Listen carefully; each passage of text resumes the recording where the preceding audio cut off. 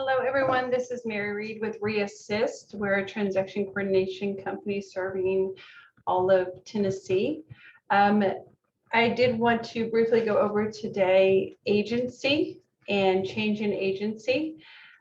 First, my disclaimer, I am not an attorney. I'm a licensed real estate broker in the state of Tennessee.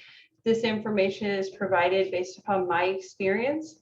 I am not your managing broker, so if you get in trouble, you need to speak with your managing broker. And if you have questions, ask your managing broker. I don't mind answering questions, but in the long run, your managing broker is the one responsible. So I did want to first explain that agency is the #1 thing that real estate agents get in trouble for in the state of Tennessee.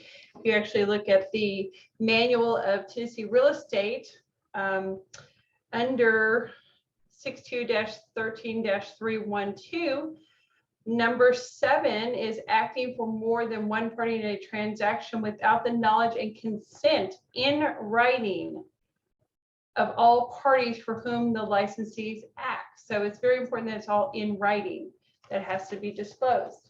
So we'll refer back to that shortly. So I always like to first go over the working with real estate agent professional form. If you've ever had any questions, or if you ever have questions about agency, you should really look at this form. This is, let me find it. Okay. The Tennessee Association of Realtors RF 301, and it explains your responsibility and also the different types of agency. I always like to point out that the agent for the buyer or the agent for the seller, either one, is a licensee's company.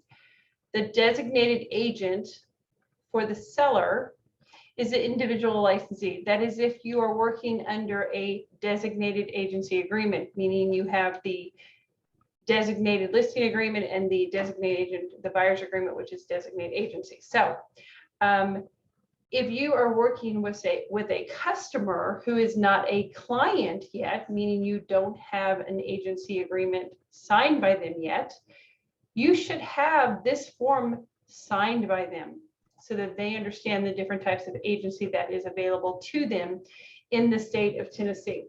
That's very important. This again is the Tennessee Association of Realtors form RF 301. So I want to explain that there are only 2 forms that establish agency. A buyer's agreement establishes agency for a buyer, and a listing agreement establishes agency for the seller. A confirmation of agency does not in any way, shape, or form establish an agency or relationship. Okay, a confirmation of agency is exactly what it is. It is just confirmation that all parties in the transaction know who is representing who. So both the buyer and the seller agent are all signing the same confirmation of agency. You wouldn't have 2, one for the buyer side and one for the seller side. You would have one signed by all parties. That is not establishing an agency relationship. That is just, you should already have an agency relationship prior to signing a confirmation of agency. But that does not establish an agency relationship. So only a buyer's agreement and only a listing agreement establish an agency relationship. And we're going to assume that those are designated agencies. So the designated agency for the buyer or the designated agency for the seller. So if during your agency agreement with the buyer or seller, your agency relationship changes. An example of that would be, let's say you're the listing agent on a home, and you receive a phone call from a buyer who wants to see that listing. First and foremost, you need to disclose to that buyer that you are the designated agent for the seller. Please do not disclose any information to me that you do not want the seller to know. First and foremost, you also need to get the RF 301 signed by that buyer, stating the different types of agency that's available to them, okay? Because you do not have an agency relationship with that buyer. You are representing the seller, okay? Secondly, of course, you want to ask them, the buyer, are you currently working with any real estate agent? Yes or no? Now we know sometimes buyers are not honest, but you do need to ask that. You need to ask that. So let's say this buyer's not working with an agent. You're the listing agent. They want to see the home. So you're going to show it to them. Let's say that then they decide, oh, we love this home. We want to write an offer. We would like you to represent me. Well, you are the designated agent for the seller. In the state of Tennessee, you can practice dual agency in the state of Tennessee, but most brokerages do not allow their agents to work as designated. Most brokerages in Tennessee, excuse me, do not allow dual agency. My logic is this. If you are the designated agent for the buyer and the designated agent for the seller, how can you represent both of them fully? Can be very sticky situation there. Very sticky. If you know that the buyer is willing to pay $200,000 and they're offering $190,000, and you know that the seller will take $197,000, I mean, how are you going to work to the benefit of both parties in a dual agency situation? So just to be clear, it is legal in Tennessee, but most brokerages do not allow their agents to work it or to work as dual agents.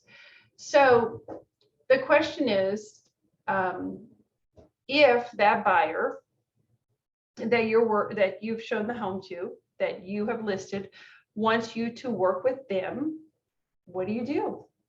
What do you do at that point? Well, at that point, when we look at the working with a real estate agent professional form, if we go to a facilitator, transaction broker, this is a licensee not working as an agent for either party in the consumer's prospective transaction. A facilitator may advise either or both parties to a transaction, but cannot be considered a representative or advocate of either party. Now, the problem with that is you already have a listing agreement.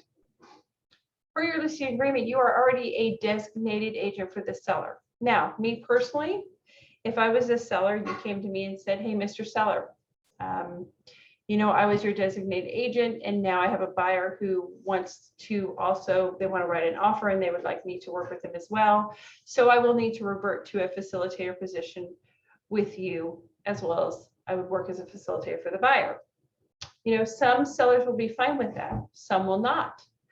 But if they do agree to allow you to become a facilitator in this transaction, you do have to complete a notification of change in agency, in status or agency relationship.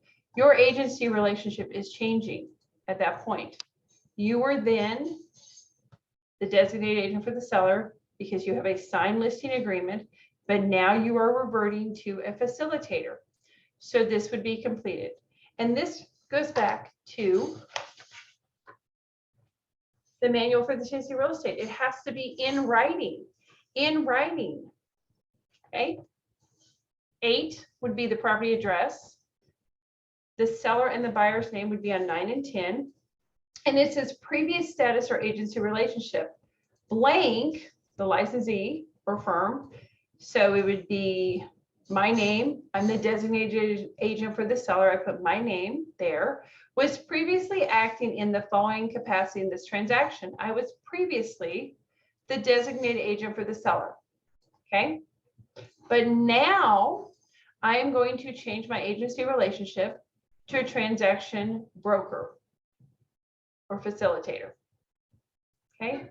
This would then be signed by the seller, the buyer, as well as me, both lines. Okay.